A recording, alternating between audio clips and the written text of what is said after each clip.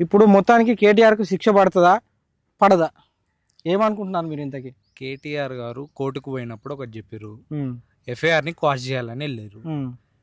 హైకోర్టే తీర్పునిచ్చింది, అది విచారణలో ఉంది, విచారణ కానియండి అని చెప్పి దాన్ని ఆయన వేసిన పిటిషన్ని జడ్జిమెంట్ ఇచ్చింది, రద్దు చేసింది.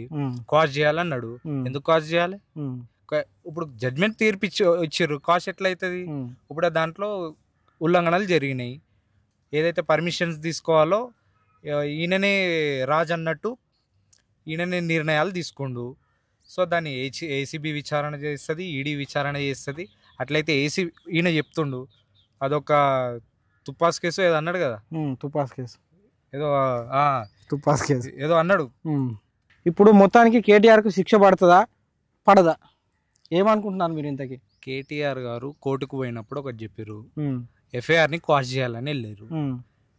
హైకోర్టే తీర్పునిచ్చింది, అది విచారణలో ఉంది, విచారణ కానియండి అని చెప్పి దాన్ని ఆయన వేసిన పిటిషన్ని జడ్జిమెంట్ ఇచ్చింది, రద్దు చేసింది. క్వాష్ చేయాలన్నాడు, ఎందుకు క్వాష్ చేయాలి? ఇప్పుడు జడ్జిమెంట్ తీర్పు ఇచ్చారు, క్వాష్ ఎట్లయితుంది? ఇప్పుడు దాంట్లో ఉల్లంఘనలు జరిగినాయి.